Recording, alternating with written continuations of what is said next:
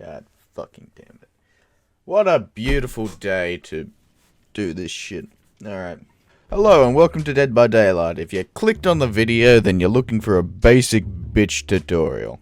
Whether you heard about Dead by Daylight through one of your friends, or you watched a video on it, or even if you're just a bit curious about the game and you see it on sale every once in a while but don't really know what it's about, or even if you have the game and just want to get a better light on things that the tutorial doesn't really show an awful lot, this is the guide for you.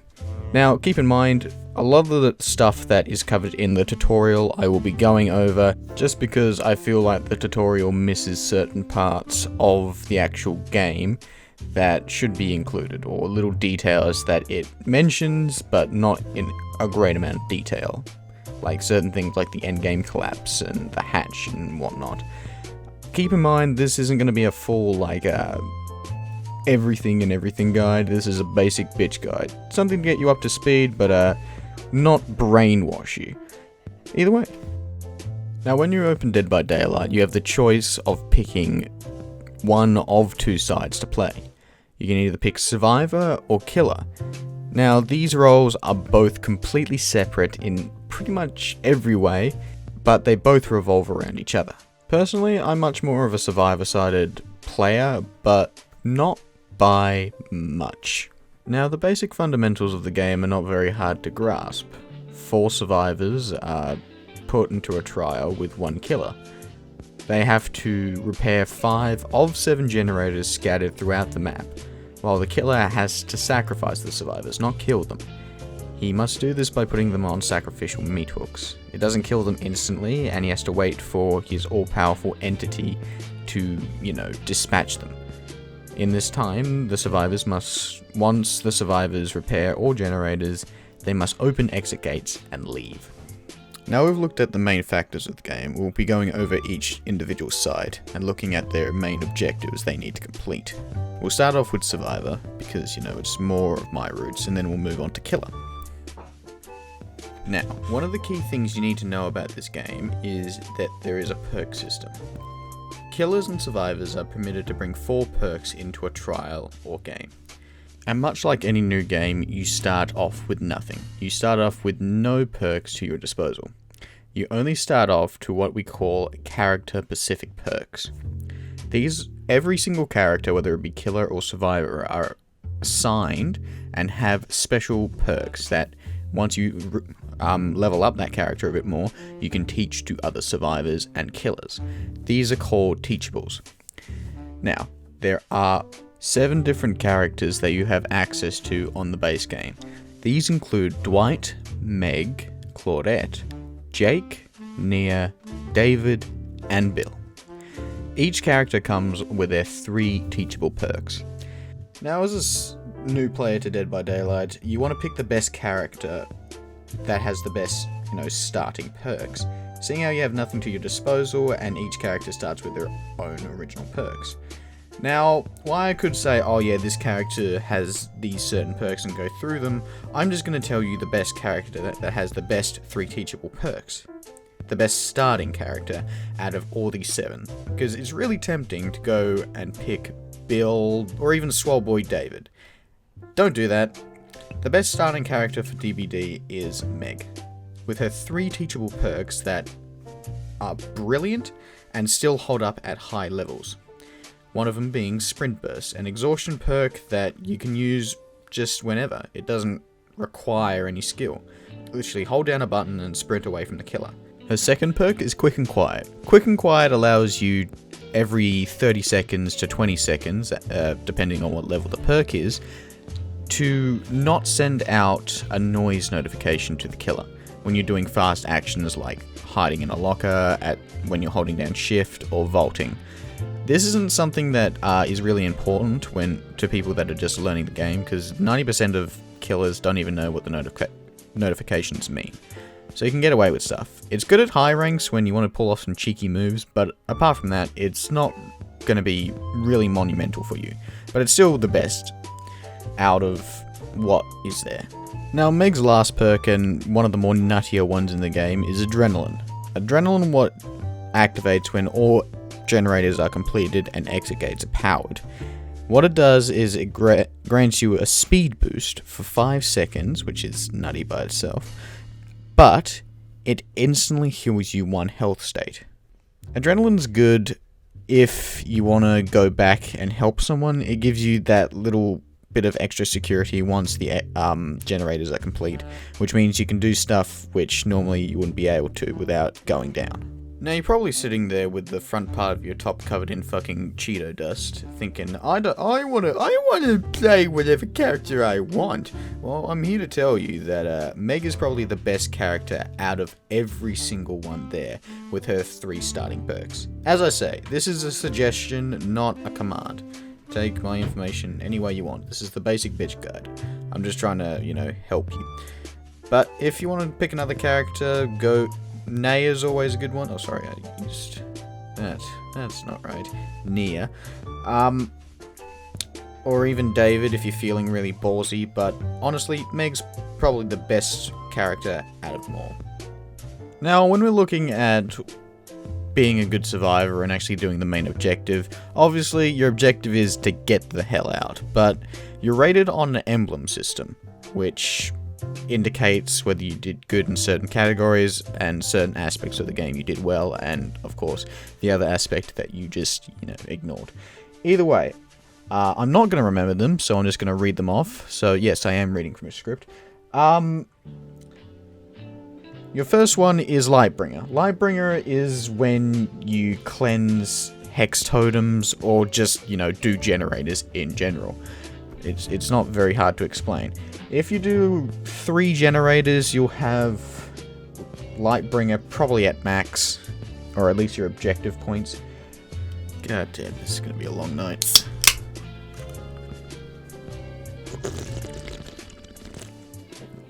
Right. Either way, your next category is Unbroken. Whenever you enter a match, your Unbroken's already maxed. Unbroken measures how many times you get hooked, how many times you get down. When you're just fresh, as you spawn into the trial, you've already got your Unbroken maxed. If you make it out with not being hooked and you didn't get hit once, you have a max Unbroken. If you get hooked 3 times and you get down constantly, your Unbroken's gonna be... Yes, I'm not 2. What are you talking about? Now, your next one is Benevolent. Benevolence is kind of hard to explain, but it's a team-oriented emblem. So, whenever a survivor goes down, you lose points, but you can get those points back by saving them safely off a hook and healing them up. It's a team's ability to save each other from the killer's grasp, whether it be taking a protection hit, getting them off a hook, safely of course, or, I don't know, healing them up. Benevolence is not terribly hard to grasp, but it's hard to explain the specific workings of the Benevolent emblem.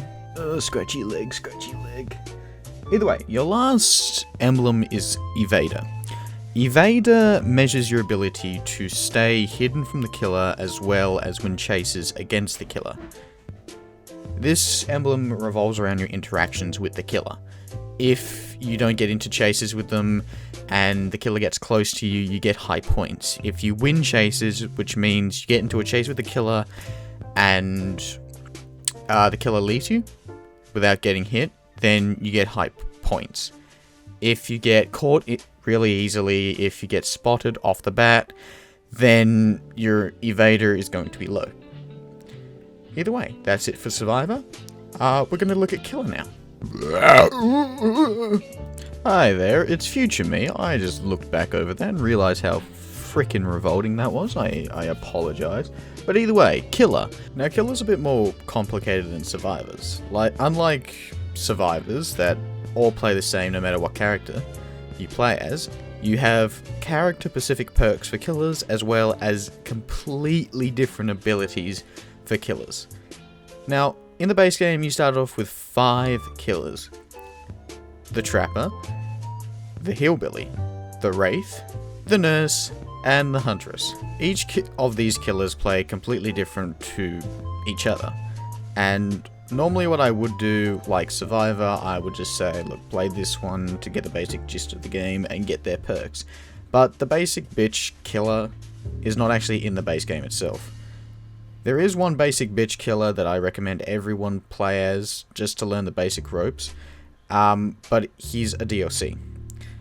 And that is the Cannibal. He's one of the more basic killers. His ability is simple. It's literally a chainsaw. If you can't figure out what to do with a chainsaw and a survivor that you need to kill, like, there's no hope for you as a killer, man. Like, come on.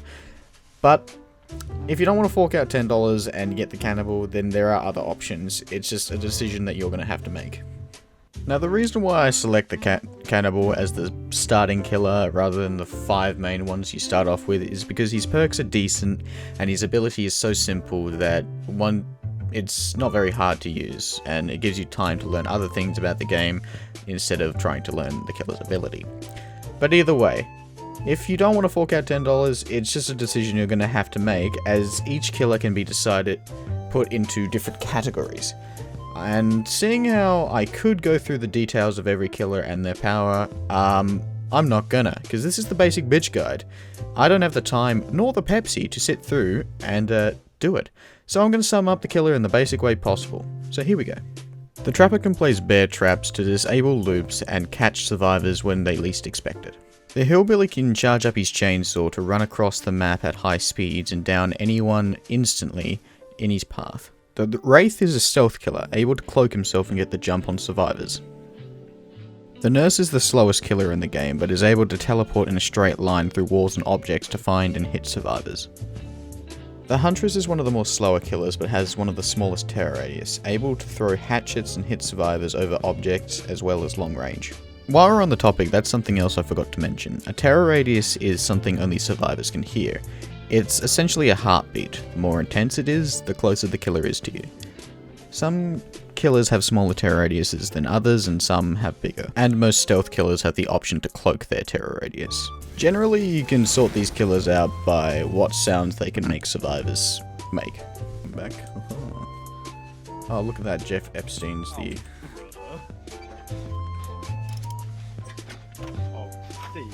Oh, oh, there's the David. I wonder what he's doing. He seems like a nice chap.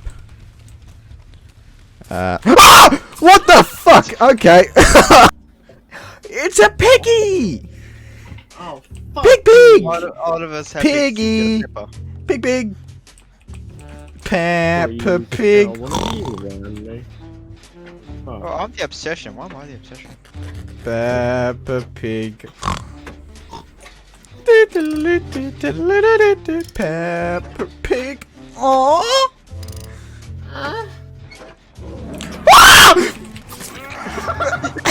Jesus Christ, that was a squeal.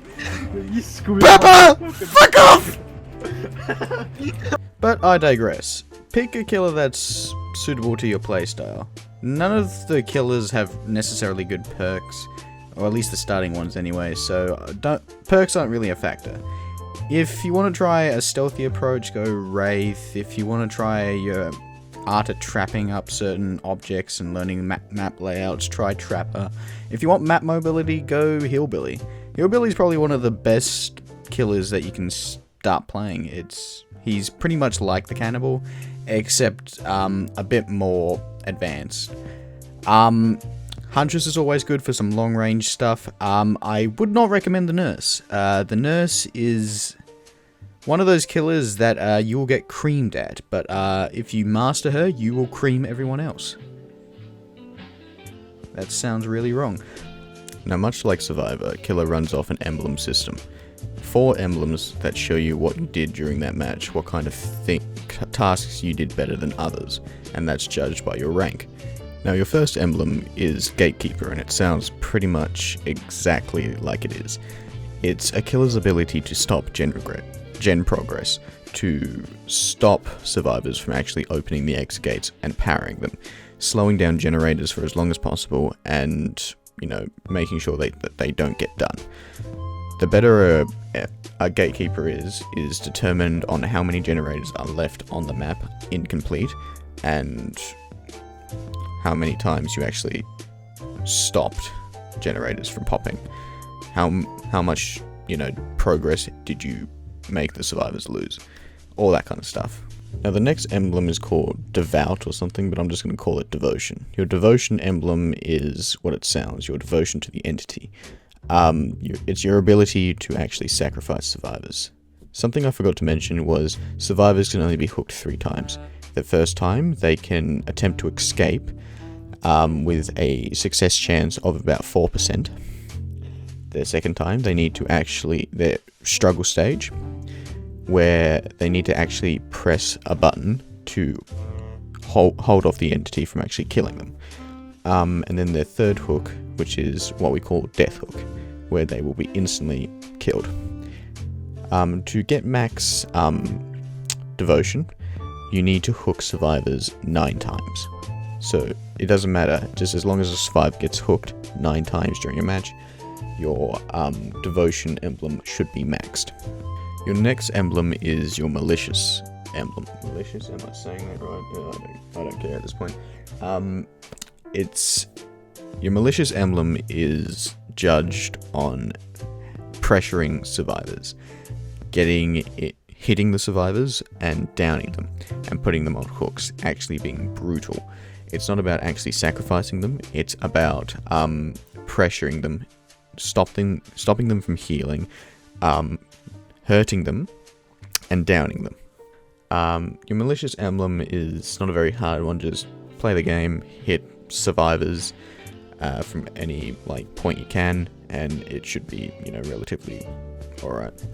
Now the last one is your chaser emblem. Again, fairly self-explanatory. It's your ability to not only find survivors, but to down them, to keep chasers short and make sure that they don't get away from you.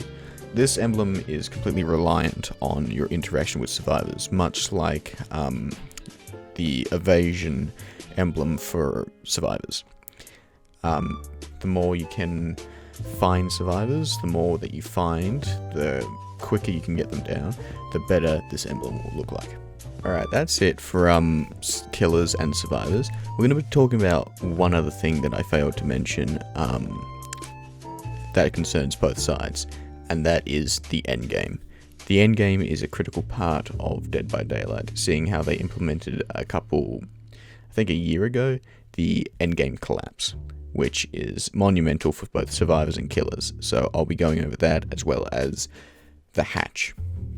Now, what the endgame is, as you can see from this little clip of me playing Doctor, is a timer that activates once the exit gates are opened. This activates a 3-minute timer for survivors to get out. If the timer expires and the survivors have still not gotten out of the trial, all survivors, no matter what state, no matter if they're healthy, no matter how many times they've been hooked, will be killed instantly. This was something that was implemented for good reasons. It gives killers a lot more power. A quick way to bypass this is just to 99 the exit gates, but yeah, don't end up like these survivors that didn't open it early and didn't get out. Now, the last thing I'm going to talk about before I wrap up this video is a certain situation that will occur. What happens if you're playing as a survivor and all your teammates are dead and you're the last one? Or what happens if you're playing killer and you've killed all other survivors apart from one? Well, the hatch will spawn and open. What the hatch is an immediate escape route, no matter what generators the survivors are at, and no matter what killer you are. If you go to the hatch and jump in as a survivor, you'll instantly escape. Now, this will only spawn when either... There's a difference from the hatch spawning and the hatch opening. The hatch only opens when there's one survivor left in the trial.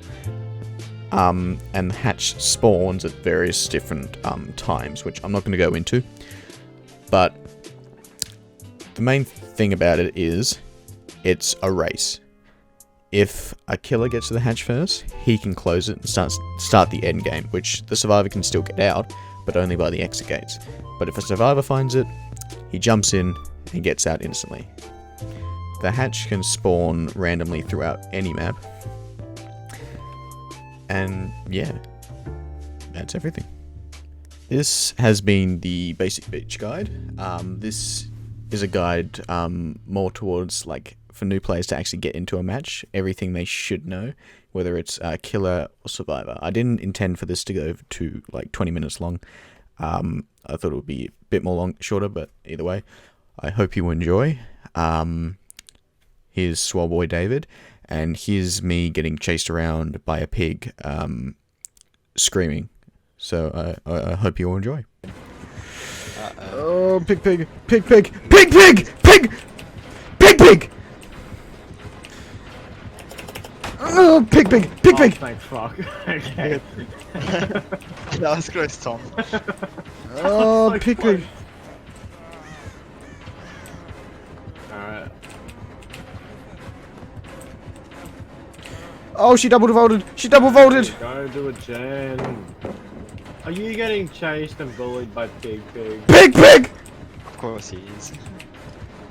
Pop it. Take a hit, you fucking slug. You bastard! Oh, she's going for you. Fuck. Run, Tom. Imagine Zoma halfway. What? What was that? Oh, you beautiful fuck, Tom. You beautiful little shit.